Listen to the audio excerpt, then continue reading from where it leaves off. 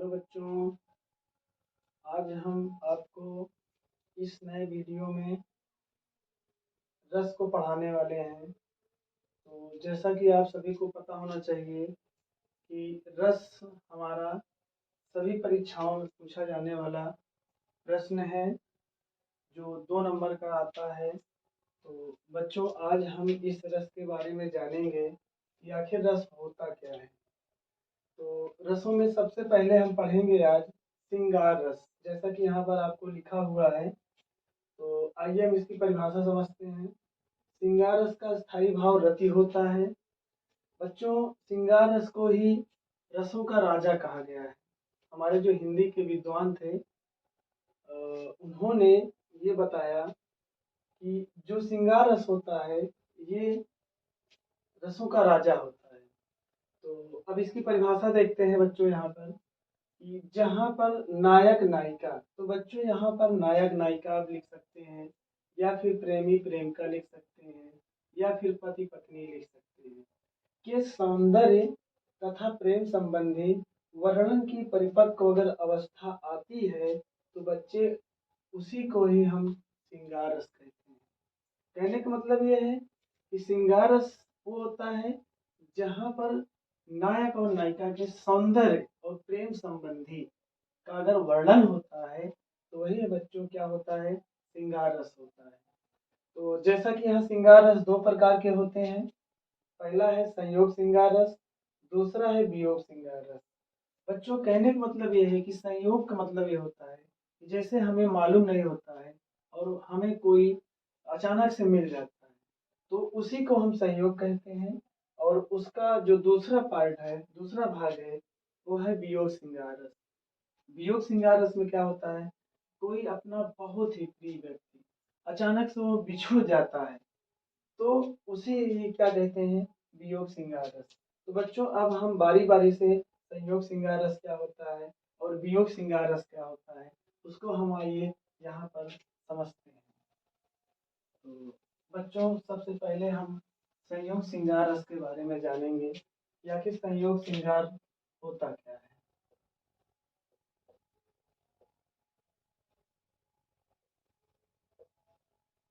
संयोग श्रृंगार रस, अब यहाँ इसकी परिभाषा जानते हैं।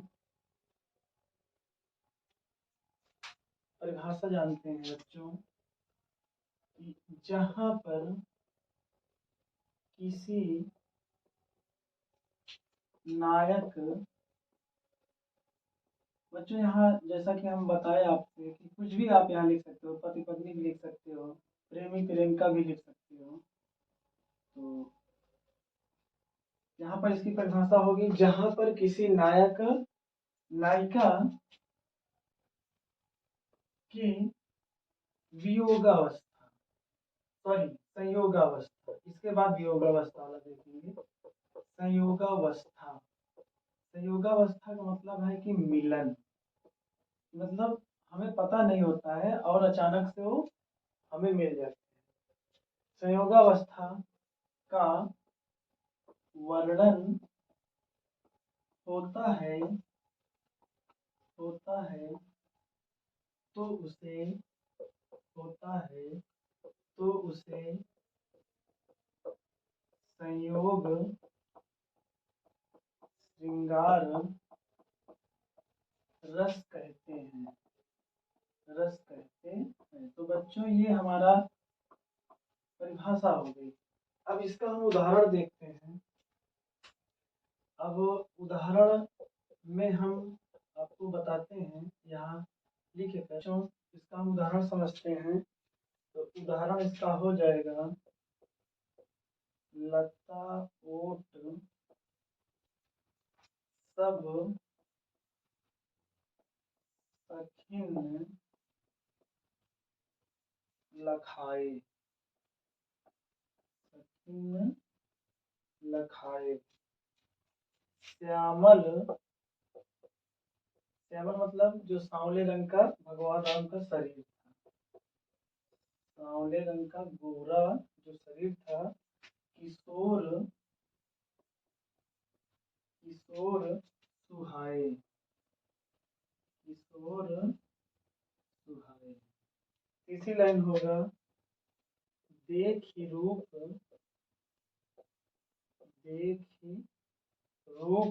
लोचन ललचाने, लोचन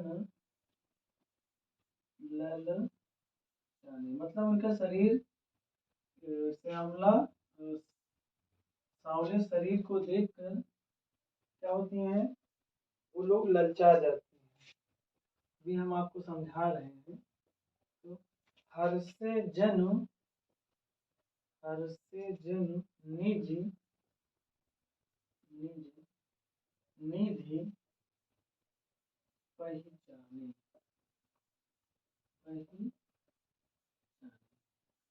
तो बच्चों यहाँ पर हम लोग समझते हैं कि इसका जो उदाहरण हम यहाँ पर आपके सामने प्रस्तुत किए हैं, इसको किस प्रकार से आप स्पष्टीकरण दे सकते हैं। तो बच्चों यहाँ पर देखिए, लता लोट सब सखिन लखाए, श्यामल गौर किशोर सुहाए, देखी रूप लोचन ललचाने, हर्षे जनु निज निधि पहचाने। तो कहने का मतलब बच्चों ये है कि ये जब सीता अपने सहेलियों के साथ बगीचे में टहलने के लिए गई होती हैं, तभी वहां भगवान श्री राम लता लोट का मतलब है कि वृक्ष अर्थात लताओं के पीछे खड़े होकर मतलब खड़े हुए होते हैं। तब जो है उनकी सखियां या उनकी सखियों की नजर उन पर पड़ जाती है।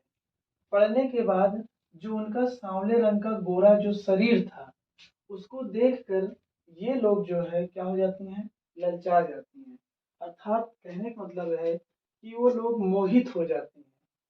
तो इसके बाद क्या करती हैं, सीता जब इस बात को सुनती हैं तो उसके बाद वो देखती हैं खुशी से कि आखिर वो व्यक्ति कौन है। तो वहां पर देखने के बाद वो कहती हैं और पहचान जाती हैं, और पहचानते हुए कहती हैं ये तो हमारे भगवान श्री राम है, अर्थात हमारे पति। तो कहने का मतलब ये है कि यहाँ पर बच्चों क्या होता है कि नायक और नायिका, कहने का मतलब है सीता और राम का संयोगावस्था में क्या हो रहा है, वर्णन हो रहा है। इस प्रकार से आप स्पष्टीकरण में यहाँ पर नीचे जो है पेपर में लिख सकते हैं। तो स्पष्टीकरण में आप क्या लिखेंगे, ये लिखेंगे कि प्रस्तुत उदाहरण में भगवान श्री राम और सीता का संयोगावस्था में मिलन का वर्णन हो रहा है, इसलिए यहाँ पर संयोग श्रृंगार रस है। तो बच्चों ये पहला पार्ट था। तो अब हम लोग क्या करेंगे, इसका दूसरा पार्ट देखेंगे जिसका नाम है वियोग श्रृंगार रस। तो आइए हम लोग देखते हैं कि आखिर वियोग श्रृंगार रस में क्या होता है।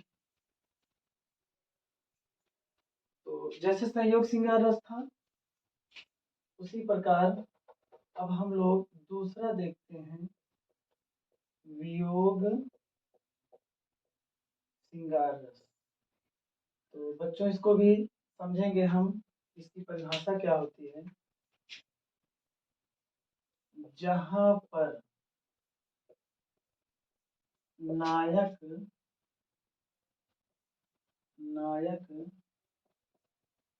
नायिका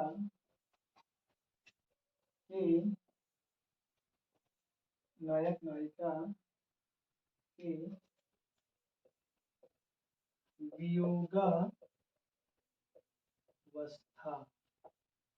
वियोगावस्था का मतलब है बच्चों अलगाव।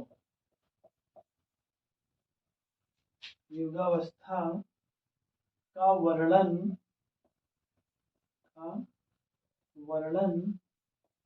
होता है तो उसे क्या कहते हैं बच्चों, वियोग श्रृंगार रस, वियोग श्रृंगार रस कहते हैं। यदि बच्चों आप इस तरीके से पेपर में लिख देते हैं, तब आपको परिभाषा का एक नंबर पूरा मिल जाएगा। उसके बाद स्पष्टीकरण और उदाहरण लिख देंगे, तब आपको एक नंबर मिल जाएगा। तो दोनों मिलाकर आपको 2 नंबर पेपर में मिल जाएगा। तो बच्चों बहुत ही आसान है, बहुत ज़्यादा मेहनत नहीं करना है। बस आपको क्या करना है कि परिभाषा याद करना है और उदाहरण में क्या कह रहा है उदाहरण याद करके वही जाके पेपर में आपको लिख देना है। तो आइए बहुत अच्छा उदाहरण आपके सामने लेके आए हैं। हे खग, हे खग, हे मृग, हे मृग, मधुकर स्नेत्री, मधुकर स्नेत्री, क्या तुमने, क्या तुमने देखी सीता मृग नयनी, सीता मृग नयनी। तो कहने का मतलब बच्चों ये है कि यहाँ पर आप देखिए तो नायक नायिका के वियोगावस्था अर्थात अलगाव का वर्णन हो रहा है। कहने का मतलब ये है कि ये जो उदाहरण है ये उदाहरण आपके रामायण से लिया गया है। बच्चों ये तब की बात है जब रावण द्वारा सीता को हरण कर लेता है अर्थात चुरा ले जाता है, तब भगवान श्री राम सीता की खोज में जंगल में नंगे पांव भटकते हुए चले जा रहे हैं और जाते हुए वे पूछते हैं, पहले पूछते हैं हे खग, खग मतलब बच्चों यहाँ है खग से पक्षी से, कि हे खग, हे मृग, मृग मतलब हिरण से, पक्षी से पूछते हैं कि हे पक्षी, हिरण से पूछते हैं हे हिरण, मधुकर स्नेत्री। इसका मतलब यह है कि जो भंवरे होते हैं, कहते हैं कि बच्चों यदि भंवरे फूलों पर न बैठें तो कोई भी फूल नहीं खिलता है। तो भगवान श्री राम पक्षी से, हिरण से और भंवरे से पूछते हैं और उनसे पूछते हुए कहते हैं कि हे, क्या आप लोगों ने मेरे सीता अर्थात जो मृग नयनों वाली है, अर्थात कहने का मतलब है कि जो हिरण के समान आंखों वाली हमारी सीता है, क्या आप लोगों ने देखा है? तो इस तरह से बच्चों आप ये कह सकते हैं कि यहाँ पर नायक और नायिका, कहने का मतलब है कि भगवान श्री राम और सीता के बिछड़ने का सीधा सीधा यहाँ पर आपको दिख रहा होगा। तो जहाँ पर इस तरीके से नायक नायिका के बिछड़ने का या वियोगावस्था का अर्थात रोने का अर्थात दुख प्रकट करने का अगर आपको कहीं किसी भी उदाहरण में मिलता है तो वह सीधा सीधा आपका वियोग श्रृंगार रस हो जाएगा। तो बच्चों अब आप पेपर में स्पष्टीकरण भी लिखेंगे तभी आपको पूरा का पूरा 2 नंबर मिलेगा। तो स्पष्टीकरण में आपको कुछ नहीं लिखना है, स्पष्टीकरण में सिर्फ इतना ही लिखना है कि प्रस्तुत उदाहरण में भगवान श्री राम सीता के वियोगावस्था अर्थात अलगाव या फिर आप कह सकते हैं दुख प्रकट कर रहे हैं, इसलिए यहाँ पर वियोग श्रृंगार रस है। तो बच्चों इस तरीके से यदि आप पेपर में लिख देते हैं तो आपको पूरा का पूरा नंबर मिल जाएगा।